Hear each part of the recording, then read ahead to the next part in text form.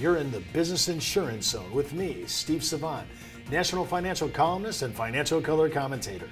This week on The Biz, our personal performance series. And on today's show, the #1 secret that separates top producers from the pack with sports psychologist and personal performance coach, Dr. Jack Singer. When it comes to life insurance, annuities, long-term care, disability, or group pension plans, we're the news you can use.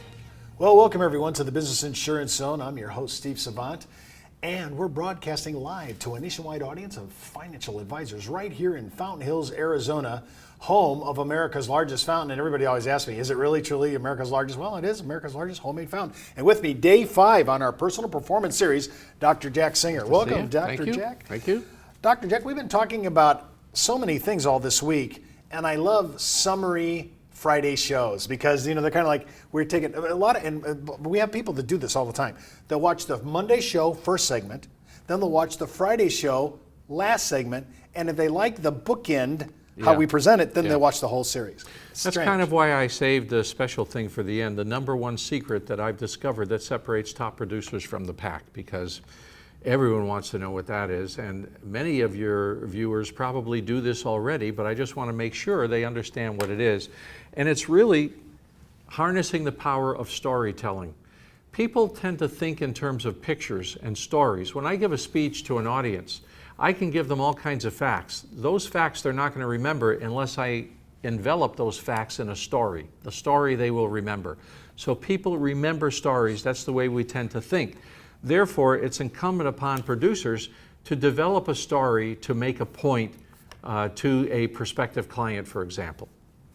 I'm looking at, when I think about storytelling, I think about, when I was in school and I would write a story and it would have a protagonist and an antagonist, setting, background, the climax of the story, kind of the haiku, and then kind of the slow drifting out to close out the ending story.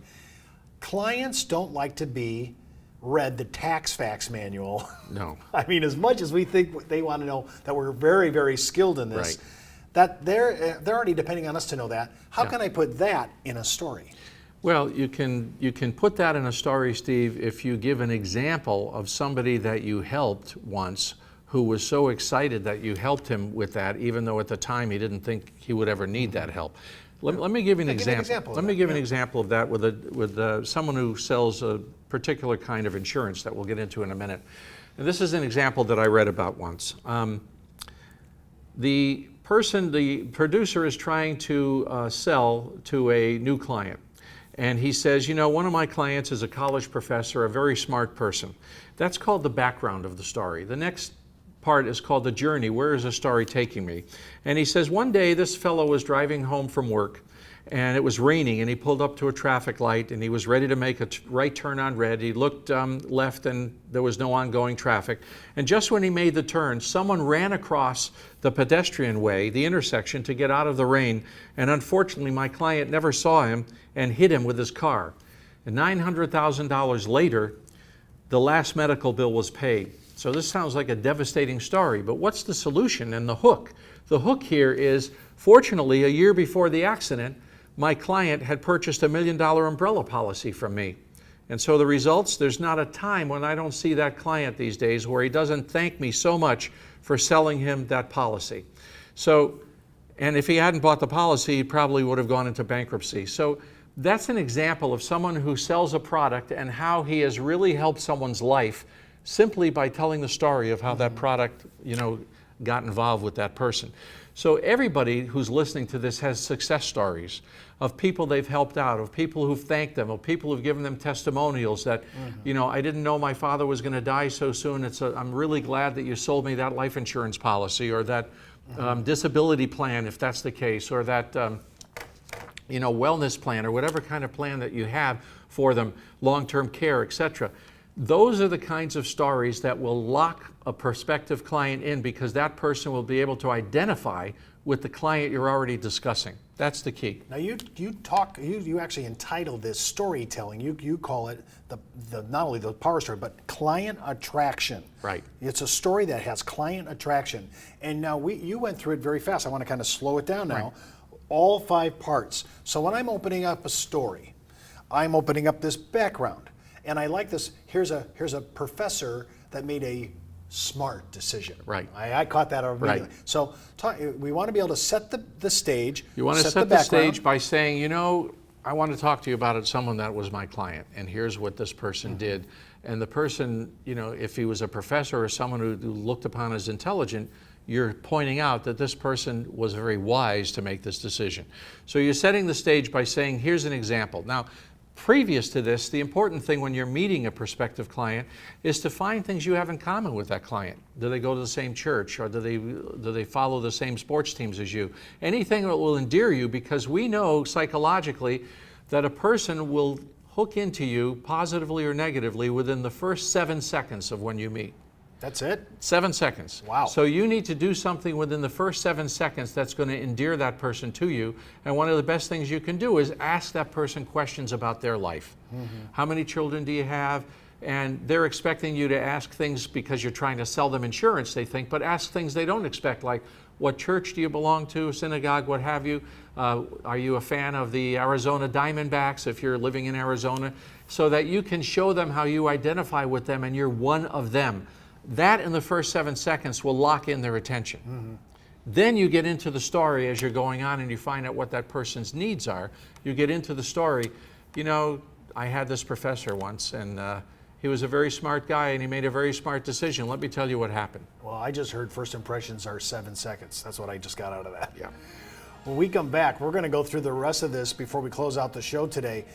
I'm thinking first contact impressions. I think I just upped my game here. First contact impressions are very big, and especially to endure. Part of the storytelling is setting up this background. We're going to talk about the journey, one of those things that I'm not really endeared to. We'll find out if I can get over it. Listen, when we come back from the break, we're going to continue this. And remember, if you haven't signed up already for IULUniversity.com, just head out to our site. It's the best training, education, and sales support when it comes to life insurance for retirement income. You're listening to the insurance industry's #1 resource for products, planning ideas, carrier information, and interviews you can use. When it comes to life insurance, annuities, long-term care, disability, or group pension plans, we're the news you can use. Did you know the average 401k runs out of money just 7 to 8 years into retirement? Time Magazine, the Wall Street Journal, and many other publications have warned of the difficulty of saving with a 401k. But what if there was a way to create tax-free lifetime retirement income with no stock market risk? Good news, there is.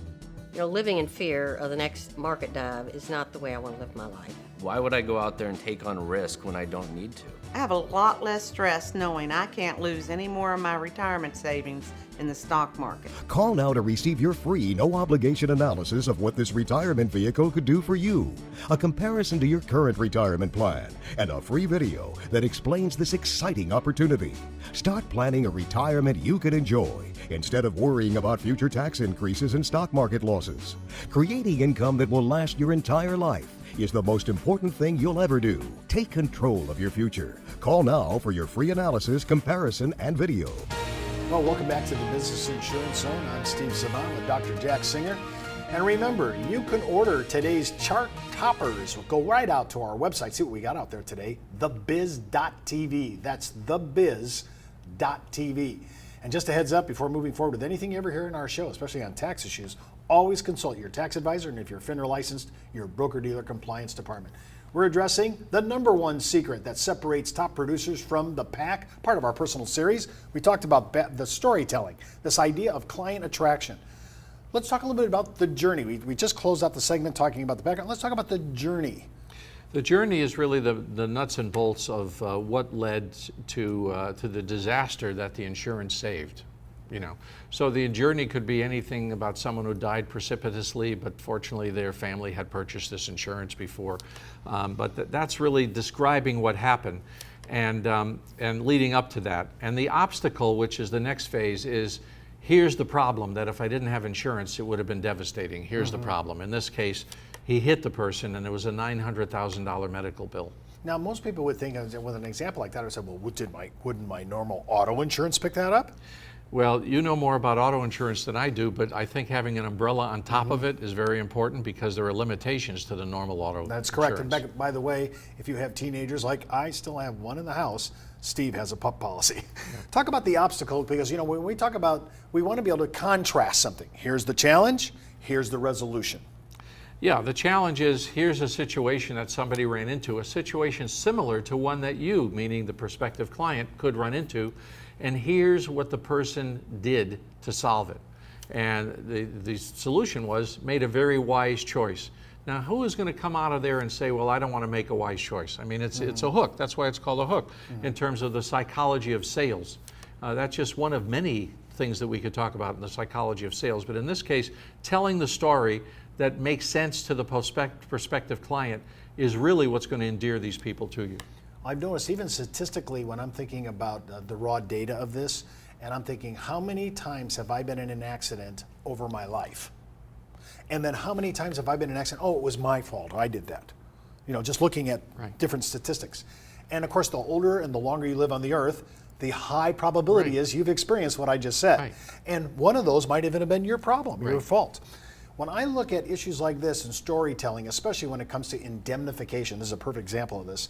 Indemnification, whether it's life insurance or in this case, property casualty umbrella policies, these are great ideas to tell stories, your client's stories, your children's stories that'll endear them and say, oh, I'm not the only one that has an accident. Exactly. I'm not the only one that made a mistake. I caused that. Right. I want to. The reason I just bring that up is just because I just feel sometimes we have this Superman mentality that we don't want to talk about our own failures. Like, I had an accident. Right. No, it's very important to admit your frailties because that will also endear a prospective client to you. A lot of times when I talk to financial planners, for example, I suggest to them that they give an example of, in their own family, what kind of products they purchased and how the results were.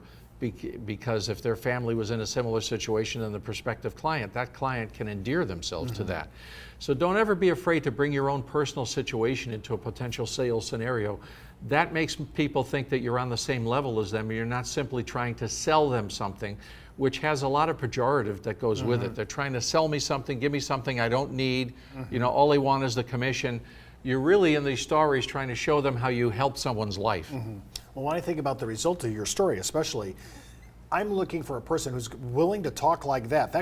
He could turn out to be an excellent influencer in his network. Right. That could be a huge referral, a great third-party endorsement. Absolutely. I mean, when I think about those things, storytelling on real clients, real successes, real case studies, really brings the reality of your situation. Right. And I like that. Now, let's just review real quick before we close out the show. So we're talking about harnessing the power of storytelling, and people are going to say, well, gee, I'm not really that great of a storyteller, Dr. Jack. You don't have to be. If you're in sales, you've been telling stories. You just have to remember what you're telling them and pick and choose the ones that make the most sense given the client you have. So you don't have to be, you don't have to be the most wonderful storyteller. You don't have to be a public speaker to give a story, but you're just giving a story on the side and say, by the way, I had a client, a couple of weeks ago came to me and thanked me because this is what happened before.